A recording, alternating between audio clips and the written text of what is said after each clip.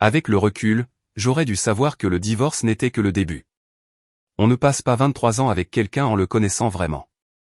Pas au fond de soi. 2 ans de silence, puis 3 coups à ma porte à 7 heures du matin. C'est à ce moment-là que j'ai appris ce qu'elle planifiait réellement. Je m'appelle Daniel Dixon, mais tout le monde m'appelle Dan. J'ai 60 ans et, pendant 32 ans, j'ai opéré des équipements de traitement chimique au complexe industriel de Hartwell, à l'extérieur de Fort Worth, au Texas. Un bon boulot syndiqué, un chèque de paie régulier, le genre de travail qui m'a permis d'élever une fille et d'acheter une maison. J'ai pris ma retraite il y a 18 mois avec une pension convenable, pensant avoir mérité un peu de paix et de tranquillité. 2 ans après avoir divorcé de ma femme infidèle, la police a débarqué chez moi sans prévenir. C'était un mardi matin de février, à 7h15 précise. Je me tenais dans ma cuisine, en t-shirt et jean, ma tasse de café à mi-chemin de mes lèvres, quand j'ai entendu 3 coups secs sur ma porte d'entrée. Le genre de coups qui ne demandent pas la permission. Ils annoncent une arrivée. J'ouvre la porte et je trouve 2 inspecteurs sur mon porche. Les insignes du shérif du comté accrochaient la faible lumière du soleil d'hiver. Derrière eux, je pouvais voir le rideau de ma voisine, Madame Patterson, bouger. De l'autre côté de la rue, le vieux Henry Wilcox s'intéressait soudainement beaucoup à sa boîte aux lettres. Le premier inspecteur était une femme, peut-être 45 ans, avec des yeux perçants qui semblaient avoir vu trop de menteurs. Inspectrice Lisa Peake, disait sa carte plus tard. Monsieur Dixon, a-t-elle demandé. Daniel Raymond Dixon. J'ai hoché la tête, sentant l'air froid de février mordre à travers mon t-shirt fin. Nous devons vous poser des questions sur certaines demandes de prêt soumises en votre nom au cours des 18 derniers mois, a déclaré l'inspectrice Peake. Sa voix était professionnelle, neutre. Êtes-vous au courant de ces demandes, monsieur? Mon café avait refroidi dans ma main. Je l'ai posé sur la petite table près de la porte. Je n'ai fait aucune demande de prêt, ai-je dit, en gardant une voix stable. Je vis de ma pension. De quoi s'agit-il? Le deuxième inspecteur, un jeune type nommé Torres, a sorti un carnet. 8 demandes auprès de diverses banques, a-t-il dit. Des montants allant de 9 000 à 15 000 $.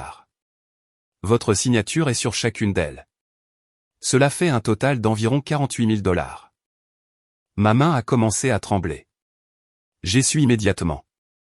Sharon, mon ex-femme, celle qui avait déjà pris la moitié de tout ce pourquoi j'avais travaillé lors du divorce. Ce n'est pas possible, ai-je dit. Nous sommes divorcés depuis 2 ans. Je n'ai aucun contact avec elle. L'expression de l'inspectrice Peake n'a pas changé, mais j'ai capté quelque chose dans ses yeux. Un doute, peut-être, ou pire. Comme si elle avait déjà entendu cette histoire de la part d'un coupable.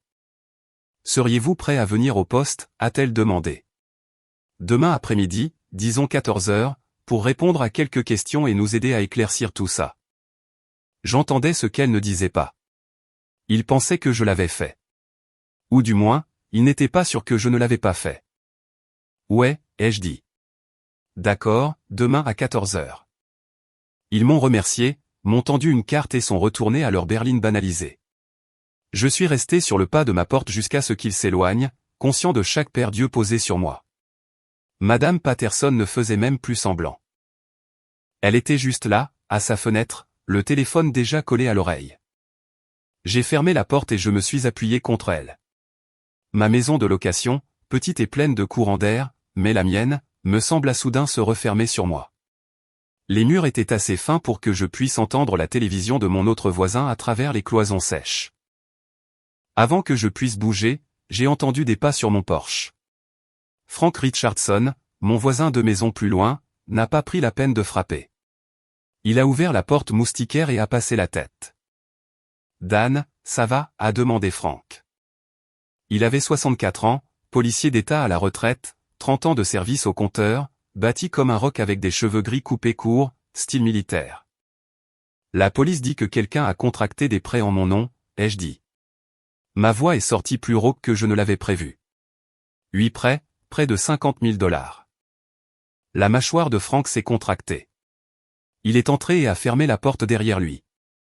Sharon, a-t-il dit. Ce n'était pas une question.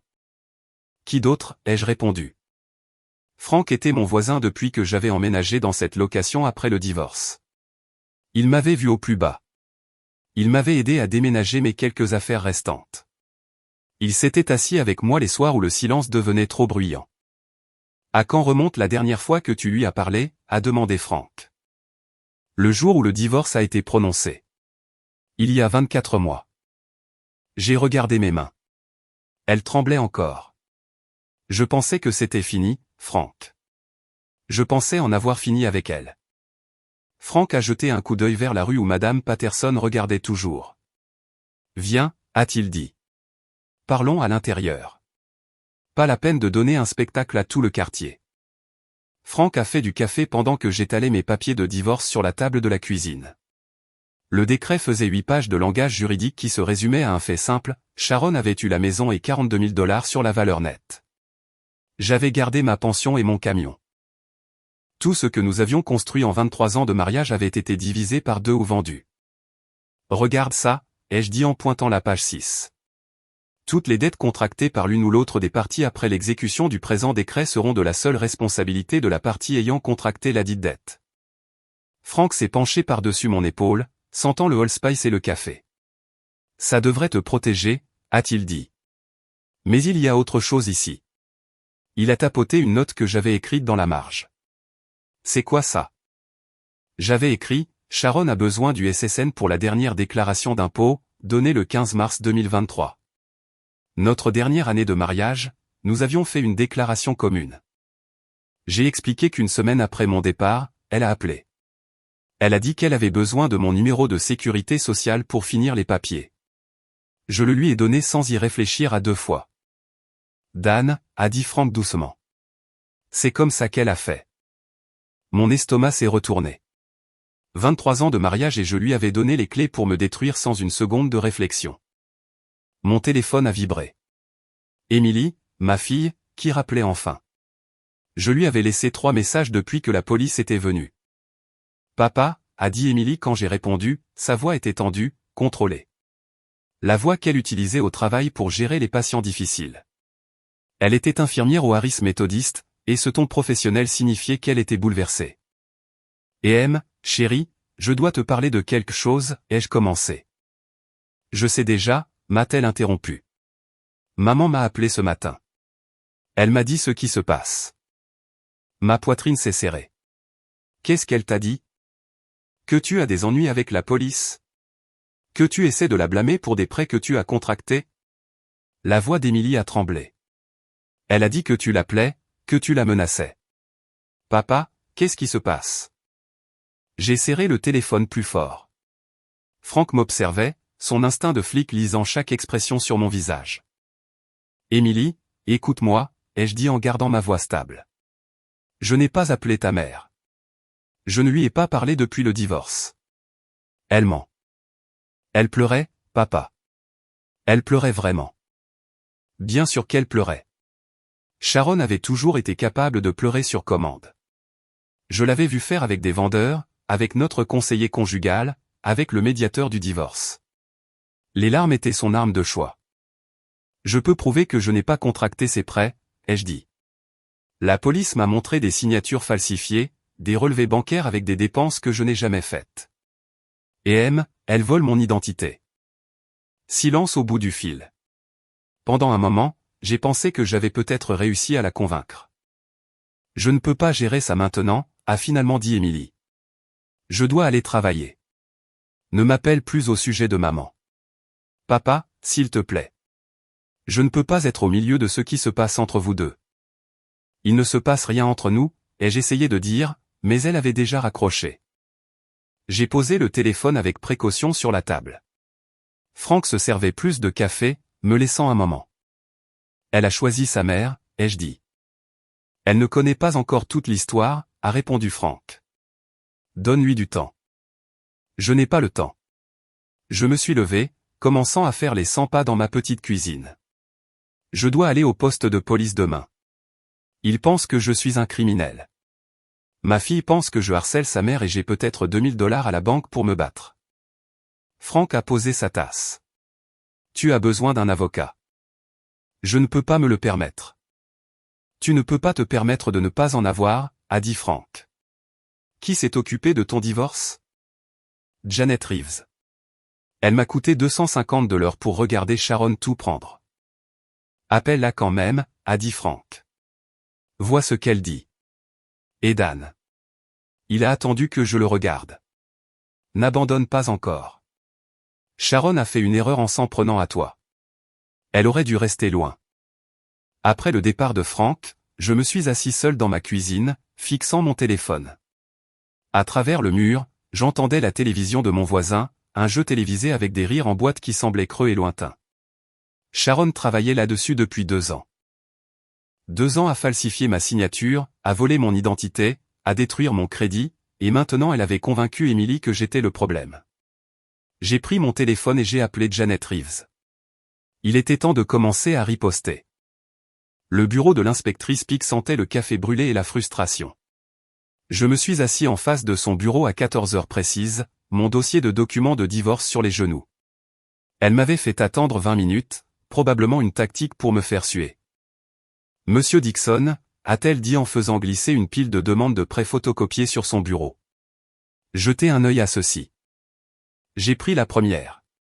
Prêt personnel de 11 000 $ soumis il y a 16 mois à la First Texas Bank. Mon nom, mon numéro de sécurité sociale, mes antécédents professionnels chez Hartwell Industrial. Mais la signature, bien que proche, n'était pas la mienne. Le ED de Daniel avait une boucle que je n'avais jamais faite. Ce n'est pas ma signature, ai-je dit. C'est assez proche pour tromper une banque, a répondu l'inspectrice Peak. Son ton était neutre, mais j'entendais le scepticisme en dessous. Et un notaire, vous voyez le tampon? Une notaire nommée Rachel Perkins a vérifié votre identité, elle dit vous avoir rencontré personnellement. Je n'ai jamais rencontré personne du nom de Rachel Perkins. L'inspectrice Peak s'est adossée à sa chaise, m'étudiant. Monsieur Dixon, aidez-moi à comprendre quelque chose. Vous me dites que vous n'aviez aucune connaissance de 48 000 $ de prêts contractés en votre nom sur 18 mois. C'est exactement ce que je vous dis. Mais votre ex-femme aurait accès à vos informations personnelles, a-t-elle demandé. Je lui ai donné mon numéro de sécurité sociale pour notre dernière déclaration d'impôt, ai-je admis. C'est tout. Je ne lui ai jamais dit où j'ai déménagé après le divorce. Peak a sorti un autre document. Des relevés bancaires de l'un des comptes frauduleux. Ses dépenses, restaurant à Dallas, shopping chez Nordstrom, un paiement de leasing pour une Lexus, 470 $ par mois. Vous conduisez une Lexus, monsieur Dixon? Je conduis un F-150 de 2015, ai-je dit. Payé il y a 6 ans. Elle a tapoté une dépense qui m'a glacé le sang. Forfait spa premium au Grand Hôtel. 2000 $. Vous vous souvenez avoir pris ces vacances? Non, parce que je ne l'ai jamais fait. J'ai sorti mon propre téléphone, fait défiler mon calendrier. À ces dates, j'étais à San Antonio pour rendre visite à mon frère. Il se remettait d'une opération. Je peux le prouver. Peak a pris une note, mais son expression n'a pas changé. Voici ce qui m'inquiète, monsieur Dixon. Cela ressemble à une possible conspiration. Vous et votre ex-femme travaillant ensemble, puis vous prétendant fraude lorsque la dette est devenue trop élevée. Mes mains se sont serrées sur les accoudoirs de la chaise. Je comprends de quoi ça a l'air, mais je vous dis la vérité. Je n'étais au courant de rien jusqu'à ce que vous frappiez à ma porte hier. Alors vous devez m'aider à prouver cela, a dit Peak. Ne quittez pas Fort Worth. Nous vous contacterons. En sortant du bureau du shérif, j'avais l'impression que tout le monde me regardait. Les adjoints à leur bureau, les gens dans la salle d'attente, même la secrétaire qui m'a ouvert la porte, tous voyaient un criminel. Je suis rentré chez moi dans un brouillard, voyant à peine la route. Quand je me suis garé dans mon allée, j'ai vu Frank sur son Porsche, qui m'attendait. Comment ça s'est passé, a-t-il demandé en traversant vers ma cour. Elle pense que je mens, ai-je dit. Ou du moins, elle n'est pas sûre que je ne mente pas. La mâchoire de Frank s'est contractée. Nous devons prendre les devants. J'ai passé quelques appels aujourd'hui. J'ai utilisé de vieux contacts. Il a sorti un papier plié de la poche de sa veste. Le rapport de crédit de Sharon.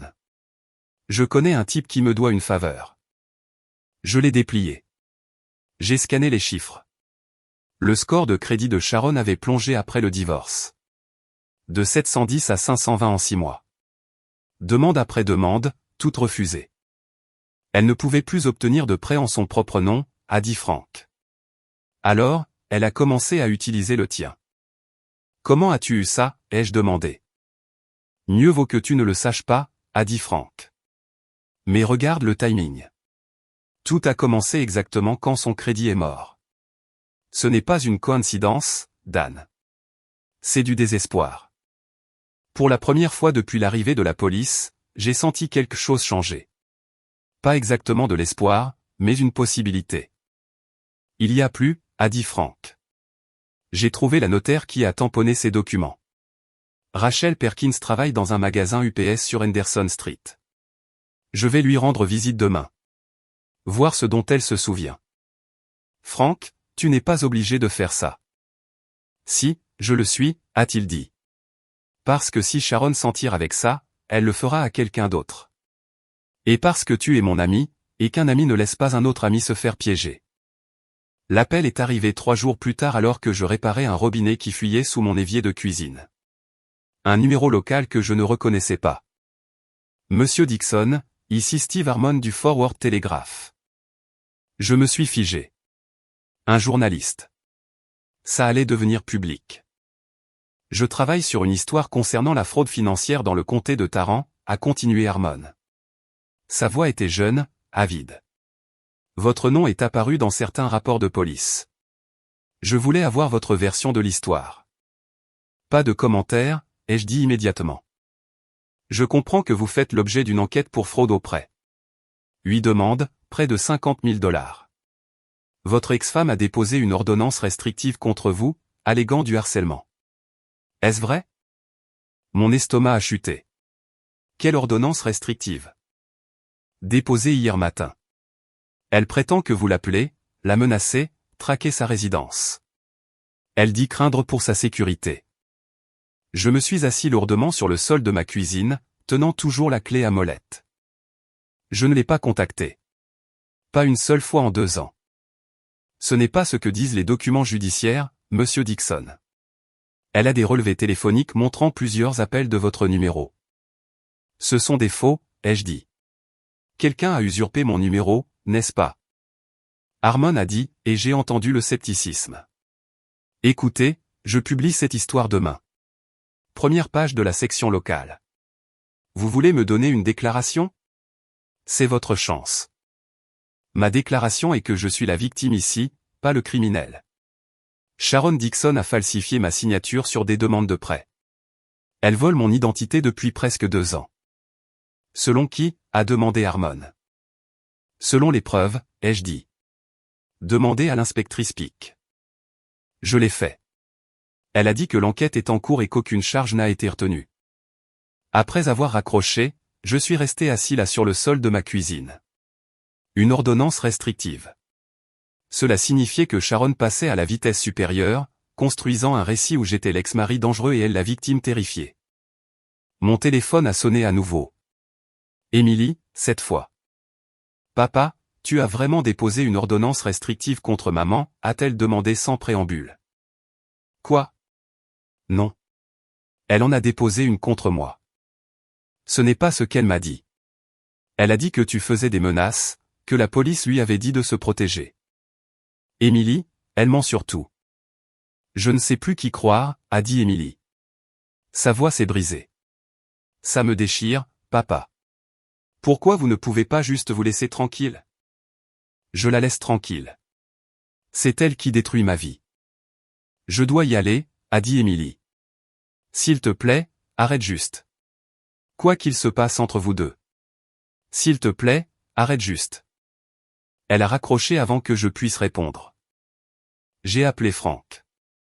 Il est venu en 5 minutes. Le journal publie une histoire demain, lui ai-je dit. Première page. Et Sharon a déposé une ordonnance restrictive. Elle prétend que je la menace. L'expression de Frank s'est assombrie. Elle t'encercle, rendant plus difficile ta défense. Comment je me bats contre quelqu'un qui est prêt à mentir sur tout alors que je n'ai que la vérité? Frank a dit, j'ai parlé à Rachel Perkins aujourd'hui. La notaire. Elle se souvient de Sharon. Elle dit qu'une femme correspondant à sa description lui a payé 200 $ en liquide pour tamponner des documents sans rien vérifier. Témoignera-t-elle? Elle a peur. Elle ne veut pas d'ennui, mais j'ai réussi à lui faire écrire une déclaration. Franck a sorti une page manuscrite. Ce n'est pas grand-chose, mais c'est quelque chose. Mon téléphone a vibré. SMS d'un numéro que je ne connaissais pas. Tu vas payer pour ce que tu m'as fait. Je ferai en sorte que tout le monde sache quel genre d'homme tu es vraiment. Je l'ai montré à Franck. Il a pris une capture d'écran avec son propre téléphone. C'est de Sharon, ai-je dit. Sauvegarde-le, a dit Franck. Sauvegarde tout. Elle devient négligente, Dan. Les gens en colère font des erreurs. La lettre de la caisse de retraite de l'État du Texas est arrivée un vendredi matin. En tête officielle, courrier recommandé. Je savais que c'était mauvais avant de l'ouvrir. Cher Monsieur Dixon, en raison d'une enquête criminelle en cours concernant vos activités financières, nous suspendons temporairement vos distributions mensuelles de pension en attendant la résolution de l'affaire. Ceci est la procédure standard lorsque des allégations de fraude sont impliquées. Mes mains se sont engourdies. La pension était tout ce que j'avais. 1600 $ par mois qui couvraient mon loyer, les charges, la nourriture et les médicaments que je prenais pour la tension artérielle. Sans cela, j'avais peut-être 3 semaines avant d'être à la rue. J'ai appelé le bureau des pensions immédiatement. J'ai été transféré 3 fois avant d'atteindre quelqu'un qui pouvait réellement me parler. Monsieur Dixon, je comprends votre frustration, a dit la femme, sa voix professionnellement sympathique.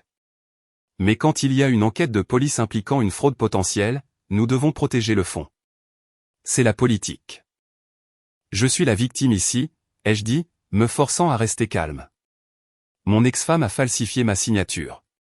Je n'ai commis aucune fraude. Alors je suis sûr que cela sera résolu rapidement et vos prestations seront rétablies.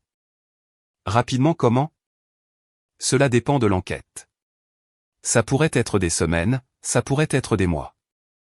Des mois. Je ne pouvais pas tenir des mois. Après avoir raccroché, je suis resté assis à fixer la lettre. Puis mon téléphone a sonné. Numéro que je ne reconnaissais pas, mais j'ai répondu quand même. Monsieur Dixon, ici Karen Phillips de la First National Bank. J'appelle au sujet de votre prêt camion. Vous avez 3 mois de retard sur les paiements. Quel prêt camion? Mon camion est payé. Selon nos dossiers, vous avez contracté un prêt de 12 000 $ garanti par votre F-150 de 2015 il y a 8 mois. Vous avez manqué les 3 derniers paiements. Si nous ne recevons pas de paiement dans les 10 jours, nous commencerons la procédure de saisie.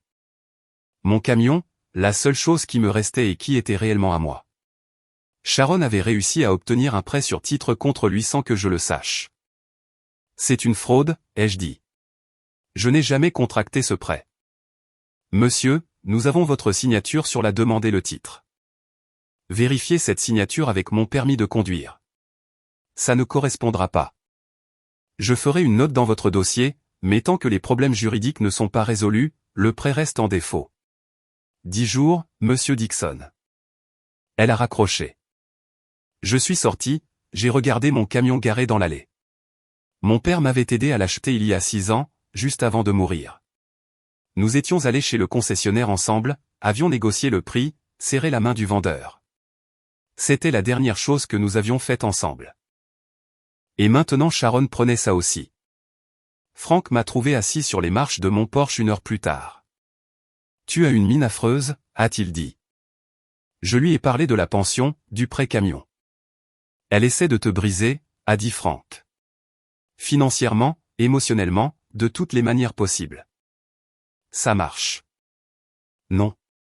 Franck s'est assis à côté de moi. Ce n'est pas le cas parce que tu es encore debout. Et j'ai quelque chose qui pourrait t'aider. Il a sorti son téléphone, m'a montré une page Facebook. J'ai trouvé le petit ami de Sharon. Brett Hoffman, conseiller municipal, marié, 2 enfants, fait campagne sur les valeurs familiales. J'ai regardé la photo de profil. Un type propre sur lui dans la quarantaine, drapeau américain en arrière-plan, femme et enfants souriant à ses côtés. C'est celui pour qui elle m'a quitté, ai-je dit. Ouais. Et il a beaucoup à perdre si ça se sait. Franck a fait défiler d'autres photos. Regarde ça. Posté il y a 3 semaines. Vacances en famille à Cabo San Lucas. 3200 $ de complexe hôtelier et de vol. Le même montant que l'un des prêts frauduleux. Elle dépense de l'argent volé pour des vacances avec son petit ami, ai-je dit. Et il est soit dans le coup, soit incroyablement stupide, a dit Franck. Quoi qu'il en soit, ça nous donne un levier. Mon téléphone a vibré. SMS d'un numéro inconnu. Ça fait quoi, Dan? De tout perdre. C'est ce que tu m'as fait. Maintenant tu sais ce que ça fait. Sharon. Elle m'observait. Elle savait d'une manière ou d'une autre pour la pension et le camion. J'ai montré le texto à Franck. Sauvegarde-le, a-t-il dit. Mais plus important encore, réponds. Fais-la parler. Les gens en colère avouent. J'ai tapé, je ne t'ai jamais rien fait. Tu m'as quitté, souviens-toi. La réponse est arrivée vite. Tu as ruiné ma vie. 23 ans gâchés avec un loser. Je mérite mieux. Je mérite ce que tu m'as pris. Qu'est-ce que je t'ai pris? Tout. Ma jeunesse, mes rêves, ma chance de bonheur. Tu me dois ça. Et je viens collecter. Franck lisait par-dessus mon épaule. C'est là. Elle pense qu'elle est en droit de te détruire. Ce n'est pas le texto de quelqu'un qui a peur. C'est quelqu'un qui se sent justifié. Un autre texto. Brett me traite mieux en un jour que toi en 23 ans. Il m'achète des choses, m'emmène dans des endroits, me fait me sentir valorisé. Est-ce que Brett t'aide à prendre des prêts en mon nom? J'ai tapé. Longue pause. Puis, tu ne peux rien prouver. Pas un déni, presque un aveu. Capture tout, a dit Franck. On va la coincer. L'appel est arrivé à 2 heures du matin. J'étais réveillé de toute façon, allongé dans mon lit, fixant le plafond, faisant des calculs dans ma tête. Loyer dû dans 8 jours. Paiement du camion dû dans 10. Pas d'argent de la pension qui rentre. Peut-être 800 $ restant sur mon compte chèque. J'ai répondu à la première sonnerie. Papa. La voix d'Émilie. Mais bizarre. Tremblante. Effrayée. Et M. Qu'est-ce qui ne va pas? Je suis à l'hôpital. Harris méthodiste. J'ai besoin que tu viennes. Mon cœur s'est arrêté. Tu es blessé? Non, je travaille. Mais papa, j'ai besoin de te parler. S'il te plaît, peux-tu venir? 20 minutes plus tard, je suis entré aux urgences. Émilie m'a retrouvé dans le couloir à l'extérieur du poste des infirmières. Sa blouse avait des taches de sang, ses cheveux étaient tirés en une queue de cheval désordonnée. Elle avait l'air épuisée. Qu'est-ce qui se passe? Ai-je demandé. Elle m'a tiré dans une salle de consultation vide. A fermé la porte. Je suis allé chez maman ce soir après mon service, a dit Émilie, pour rendre des plats qu'elle m'avait prêtés. La porte était déverrouillée, alors je suis entré. Elle a fait une pause, choisissant ses mots avec soin. Papa, elle a ton courrier. Des piles entières. Relevé bancaire, offre de carte de crédit, avis de pension, tous adressés à toi, tous ouverts. Mes jambes sont devenues faibles. Combien? Des mois de courrier. Peut-être un an. J'ai pris des photos avant qu'elles ne me surprennent. Émilie a sorti son téléphone, m'a montré image après image. Mon courrier est allé sur la table de cuisine de Sharon. Certains remontaient à 18 mois. Elle est devenue folle quand elle m'a vu prendre des photos, a continué Émilie. Elle a commencé à hurler que je la trahissais, que tu m'avais retourné contre elle. Elle a dit des choses, papa, des choses horribles sur toi. Sur nous? Quelle chose? Les yeux d'Émilie se sont remplis de larmes. Elle a dit qu'elle méritait tout ce qu'elle t'avait pris, que tu lui devais pour avoir gâché ses meilleures années.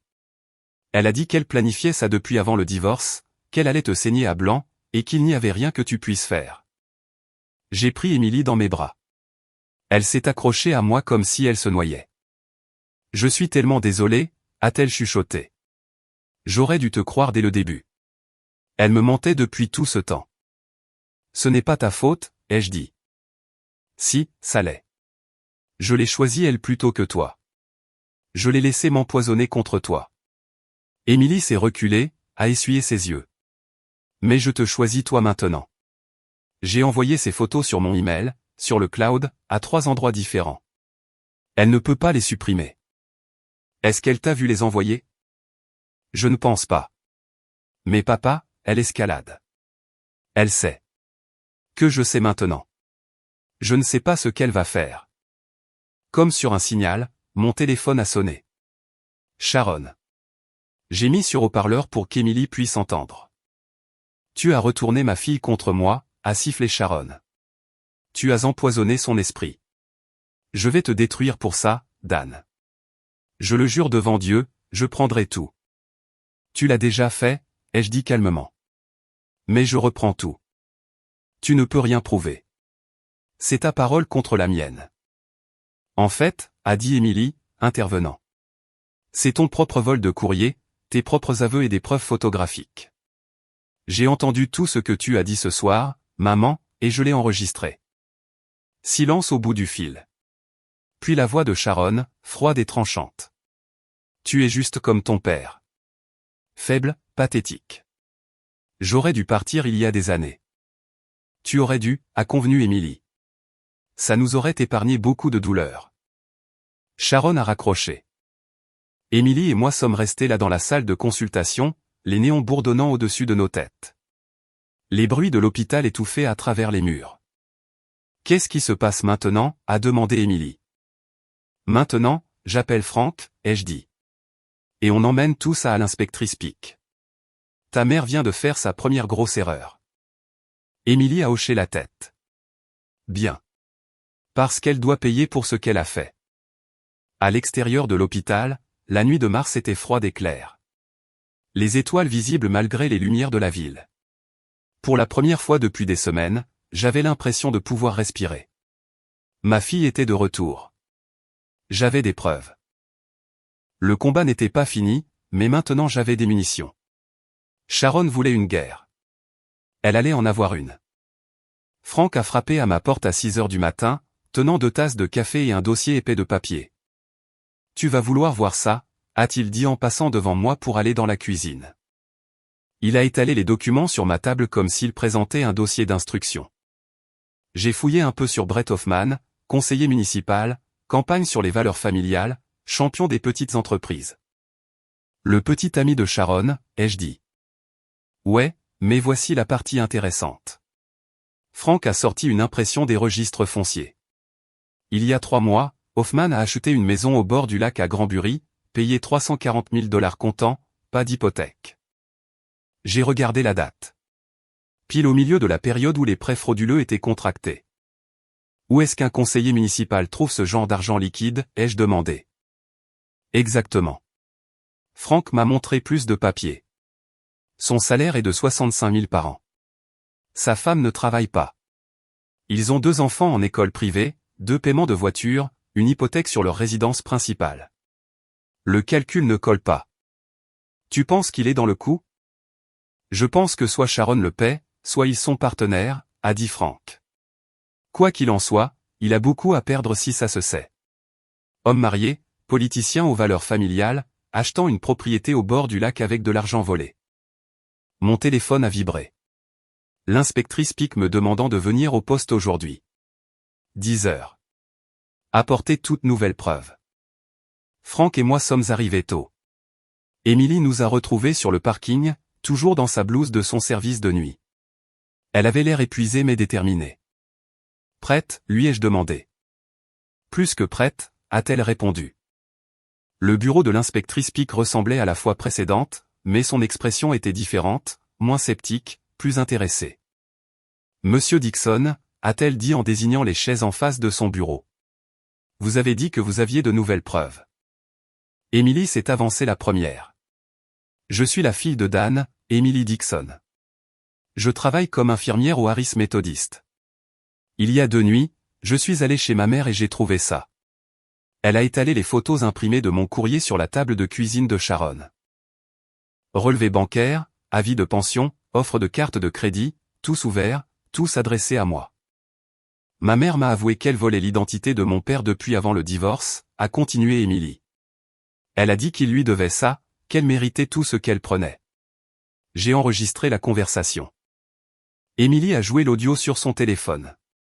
La voix de Sharon claire et en colère. Je mérite ce que tu m'as pris. Tu me dois ça et je viens collecter. Brett me traite mieux en un jour que toi en 23 ans. L'expression de Pix s'est durcie en écoutant. Frank a pris la parole ensuite.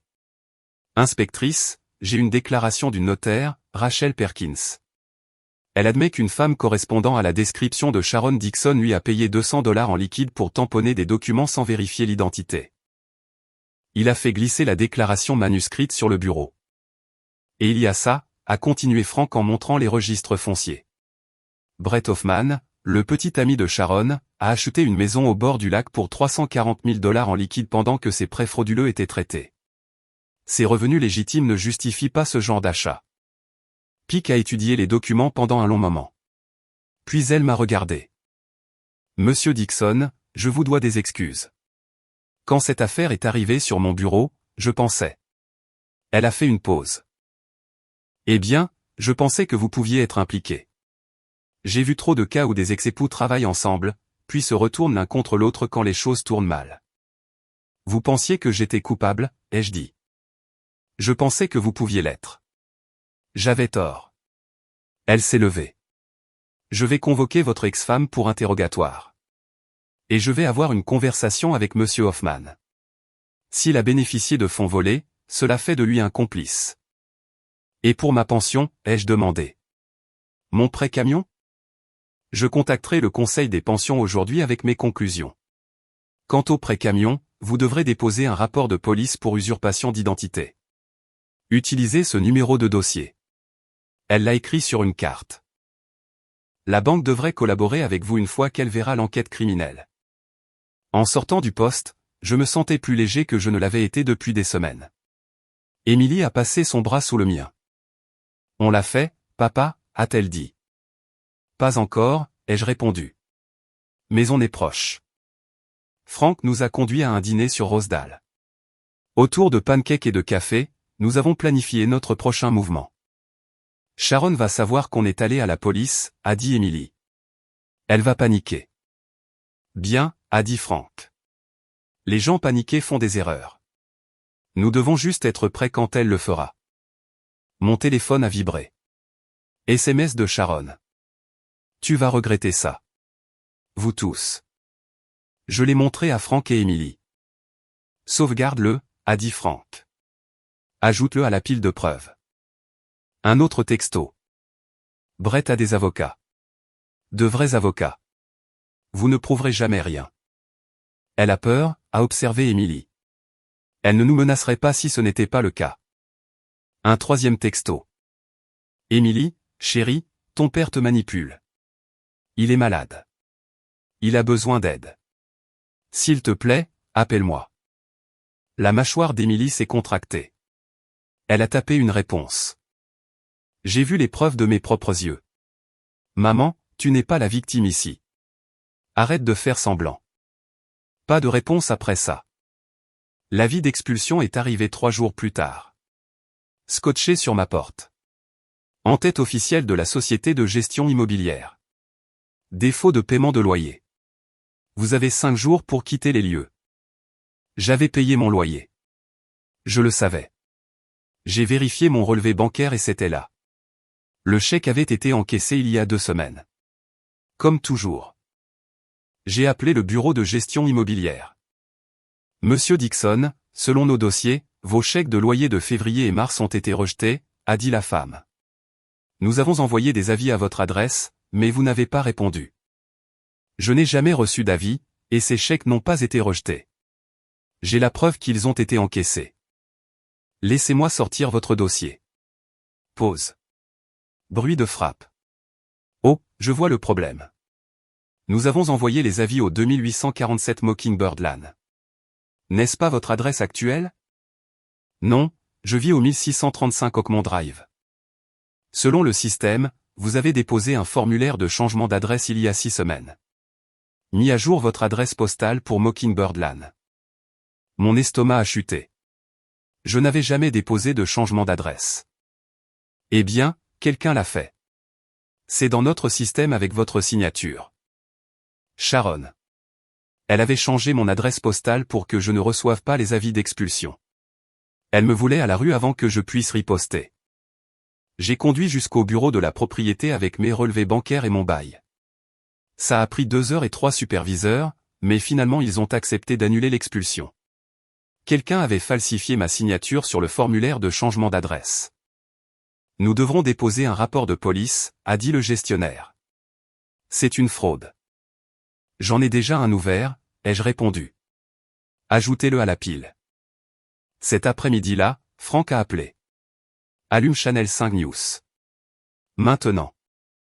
J'ai allumé ma télé, info locale, émission de midi, et il y avait Brett Hoffman debout sur les marches de l'hôtel de ville avec sa femme et son avocat. Ces allégations sont complètement fausses, disait Hoffman, lisant une déclaration préparée. Je n'ai jamais été impliqué dans aucune activité frauduleuse. Mes achats immobiliers ont été faits avec des fonds légitimes provenant d'investissements familiaux. C'est clairement une attaque politiquement motivée par des opposants qui veulent nuire à ma réputation avant les prochaines élections. Le journaliste a demandé, conseiller Hoffman, quelle est votre relation avec Sharon Dixon? Madame Dixon est une connaissance via des affaires immobilières. Rien de plus. Toute suggestion contraire est diffamatoire. Franck a rappelé. Il ment comme un arracheur de dents. Je sais, ai-je dit. Mais voilà le truc, a continué Franck. Il a la trouille. Il a amené sa femme, amené un avocat, convoqué une conférence de presse. Ce n'est pas ce que font les gens innocents. Ce soir-là, mon téléphone a sonné. Numéro que je ne reconnaissais pas, mais un indicatif de Fort Worth. Monsieur Dixon, ici le pasteur William Garrett de l'église Grace Community. Je crois que votre ex-femme Sharon fréquente notre église. Je n'avais jamais été très porté sur l'église, mais Sharon avait commencé à y aller régulièrement après le divorce. Cela faisait partie de sa réinvention en tant que femme lésée. Je me suis dit. Oui, ai-je dit prudemment. Monsieur Dixon, je dois vous parler de quelque chose de troublant. Seriez-vous prêt à me rencontrer demain matin? Peut-être à l'église. De quoi s'agit-il? Je préférerais en discuter en personne si cela ne vous dérange pas. Cela concerne Sharon et certaines irrégularités financières impliquant les fonds de l'église. Mon cœur a commencé à battre la chamade. Quel genre d'irrégularité? Demain matin, Monsieur Dixon. 9 heures. J'expliquerai tout à l'heure. Il a raccroché avant que je puisse poser plus de questions. J'ai appelé Franck immédiatement. Le pasteur de l'église de Sharon vient de m'appeler, ai-je dit. Il veut me rencontrer demain. Il parle d'irrégularité financière et de fonds de l'église. Franck est resté silencieux un moment. Tu penses qu'elle a volé son église? À ce stade, je ne sais pas de quoi elle est capable. Je viens avec toi, a dit Franck. Quoi que ce soit, tu n'affrontes pas ça tout seul. Cette nuit-là, je n'ai pas pu dormir. Allongé dans mon lit à fixer le plafond, pensant à tout ce que Sharon avait fait. L'usurpation d'identité, les signatures falsifiées, le courrier volé, la manipulation d'Emily, l'attaque contre ma réputation, et maintenant peut-être le vol d'une église. Comment avais-je pu être marié à cette personne pendant 23 ans sans le voir? Où l'avais-je vu et avais-je juste trouvé des excuses, me disant que tout le monde avait des défauts? Que l'amour signifiait accepter les imperfections. Mon téléphone a vibré. Texto d'Emily. Je n'arrive pas à dormir non plus. Je n'arrête pas de penser à qui est vraiment maman. Comment on a raté ça? J'ai répondu, on a vu ce qu'elle voulait qu'on voie. Ce n'est pas ta faute. Ça fait quand même mal. Je sais. Je t'aime, papa. Je t'aime aussi, et aime. À minuit, un autre texto est arrivé. Numéro inconnu. Vous pensez avoir gagné, mais ce n'est que le début. Je vous détruirai tous. Sharon, utilisant un téléphone prépayé. J'ai sauvegardé le texto, l'ai ajouté au dossier de preuves qui s'épaississait de jour en jour, et j'ai essayé de dormir. Demain, je découvrirai ce qu'elle avait fait à l'église. Demain, la vérité continuerait de sortir et les mensonges soigneusement construits de Sharon continueraient de s'effondrer. Le bureau du pasteur Garrett sentait les vieux livres et l'encaustique au citron. Il avait la soixantaine, des cheveux gris, des yeux fatigués qui avaient trop vu de la nature humaine. Frank s'est assis à côté de moi alors que le pasteur étalait des documents financiers sur son bureau. Monsieur Dixon, il y a 3 mois, notre trésorier a remarqué des divergences dans notre fonds de construction, a commencé le pasteur Garrett. De petites sommes au début. 2 cents par-ci, 3 cents par-là. Nous avons supposé des erreurs comptables. Mais ce n'étaient pas des erreurs, ai-je dit. Non. Sharon est bénévole en tant que coordinatrice de la collecte de fonds. Elle a accès au registre des dons, aux informations des donateurs. Nous lui faisions confiance. Il a sorti un grand livre. Sur 18 mois, environ 47 000 $ ont disparu de divers comptes de l'Église. Le même montant que mes prêts frauduleux, ai-je dit. Elle volait l'Église pour rembourser les prêts qu'elle contractait en mon nom. Nous le pensons, mais il y a plus. Le pasteur Garrett m'a montré un autre document. Nous avons trouvé des demandes de cartes de crédit pour plusieurs de nos membres âgés, des gens qui faisaient confiance à Sharon pour les aider avec leurs finances, beaucoup d'entre eux veufs ou veufs. Elle avait accès à leurs informations personnelles via notre ministère de soins. Mon estomac s'est retourné. Combien? Au moins 4 que nous avons trouvés jusqu'à présent. Peut-être plus. Sa voix était lourde de culpabilité. Je l'ai fait entrer dans notre communauté. Je me suis porté garant pour elle et elle a utilisé cette confiance pour s'attaquer à des personnes vulnérables. Ce n'est pas votre faute, ai-je dit. N'est-ce pas? Je suis leur berger. J'aurais dû les protéger. Frank a pris la parole. Pasteur, avez-vous contacté la police? Hier. L'inspectrice Pick vient cet après-midi pour récupérer nos dossiers financiers. Mais monsieur Dixon, je voulais vous le dire en premier. Votre ex-femme s'est tenue dans ma chaire il y a 3 semaines. Je lui ai demandé de partager son témoignage. Son cheminement de foi après le divorce. Elle a parlé de pardon, d'aller de l'avant, et tout ce temps, elle volait les gens assis sur ses bancs. Il m'a regardé avec quelque chose ressemblant à des excuses dans les yeux. Je l'ai cru, monsieur Dixon, quand elle m'a dit que vous étiez instable, qu'elle vous craignait, que vous la harceliez. J'ai cru chaque mot. J'ai même parlé contre vous depuis la chair. Je vous ai qualifié d'homme troublé qui avait besoin de prière et d'intervention. Je suis désolé. Vous ne saviez pas, ai-je dit. J'aurais dû. Les signes étaient là. Je ne voulais juste pas les voir. En sortant de l'église, Frank a mis sa main sur mon épaule. 4 victimes de plus, a-t-il dit. Peut-être plus. Elle est finie, Dan. Il n'y a pas d'échappatoire à ça. Cet après-midi-là, l'inspectrice Pick a appelé. Brett Hoffman avait été arrêté. Conspiration pour commettre une fraude, complicité après le fait, blanchiment d'argent. Sa carrière politique était terminée. Son mariage était terminé. Et il risquait 5 à 10 ans de prison. Il est prêt à témoigner contre Sharon en échange d'une réduction de peine, a dit Pick. Il dit qu'elle a tout planifié. Il a juste fourni l'argent et la couverture politique. Il ment probablement sur son niveau d'implication, mais on prendra ce qu'on peut avoir. Et Sharon, ai-je demandé. On l'emmène demain matin. Multiples chefs d'accusation d'usurpation d'identité, fraude, détournement de fonds, abus sur personnes âgées. Elle risque 20 à 25 ans. Son avocat parle déjà d'un accord de plaidoyer. 25 ans. Sharon aurait plus de 80 ans à sa sortie. Si elle sortait. Il y a encore une chose, a dit Pick. Nous avons trouvé des preuves qu'elle prévoyait de disparaître. Faux passeport, compte bancaire offshore, billets d'avion pour le Costa Rica. Elle allait vider tous les actifs possibles et s'évaporer. Quand? Le mois prochain. Vous l'avez exposé juste à temps, monsieur Dixon. Ce soir-là, Emily est venue avec le dîner. Lasagne maison, la recette de sa grand-mère. Nous avons mangé dans ma petite cuisine et pour la première fois depuis des mois, le silence semblait confortable au lieu d'être oppressant. L'hôpital a appelé, a dit Emily. Ta pension est entièrement rétablie. Ils envoient un chèque pour les mois que tu as manqués. Bien, ai-je dit. Je peux enfin te rembourser pour les courses. Tu ne me dois rien, papa. Si, je te dois. Tu es resté à mes côtés quand tout le monde est parti, même quand ta propre mère te mentait. Emily a posé sa fourchette. Papa, je dois te demander quelque chose. Comment es-tu resté marié avec elle pendant 23 ans? Comment n'as-tu pas vu ce qu'elle était?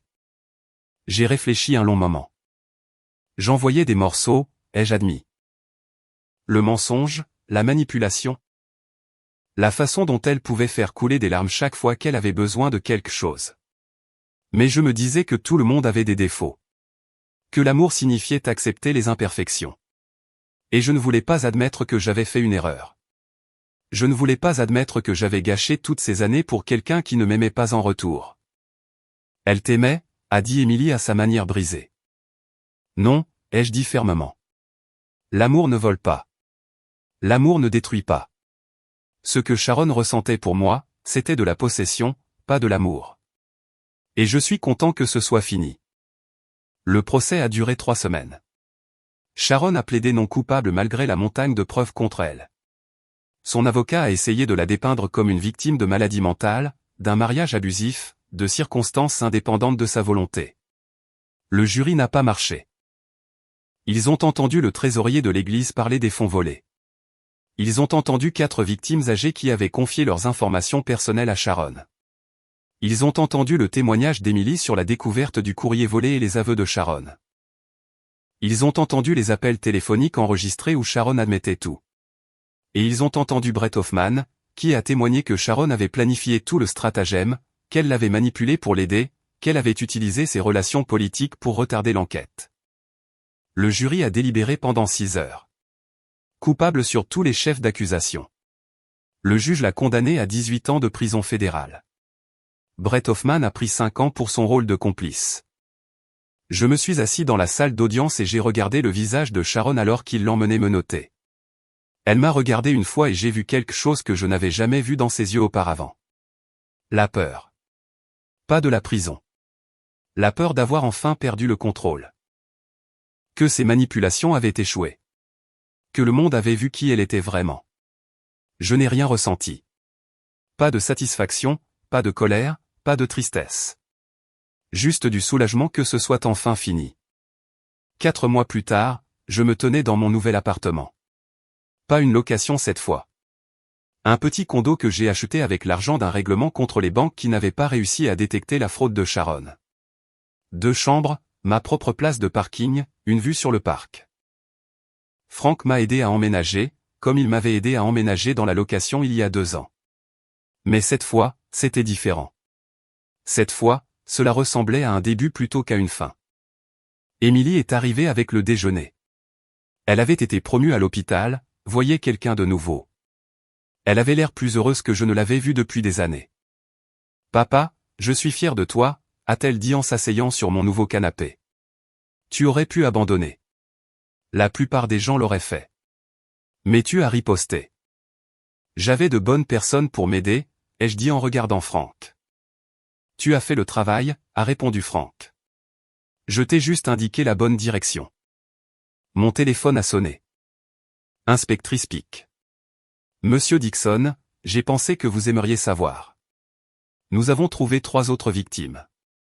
Des personnes âgées que Sharon a ciblées via l'église. Nous les contactons maintenant pour les aider à récupérer leurs identités volées. Merci de me l'avoir dit, ai-je dit. C'est vous qui méritez des remerciements. Si vous n'aviez pas riposté, Sharon serait toujours là dehors à voler des personnes vulnérables. Vous avez sauvé des vies, monsieur Dixon.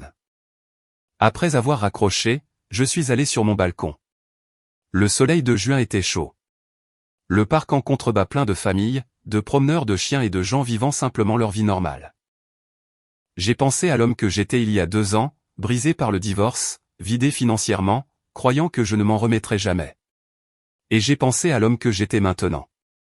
Plus fort, plus sage, entouré de gens qui se souciaient vraiment de moi. Sharon avait essayé de me détruire. Au lieu de cela, elle m'avait montré qui j'étais vraiment et qui était ma vraie famille.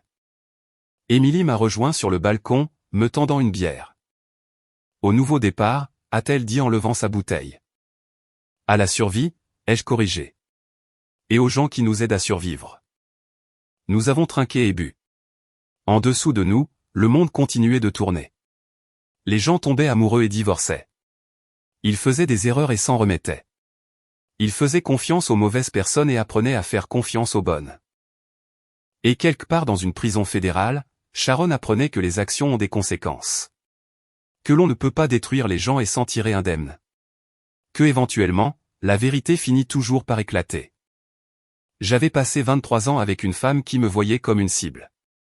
Maintenant, j'avais une fille qui m'aimait, un ami qui était resté à mes côtés quand personne d'autre ne le faisait, et une vie qui était enfin vraiment la mienne.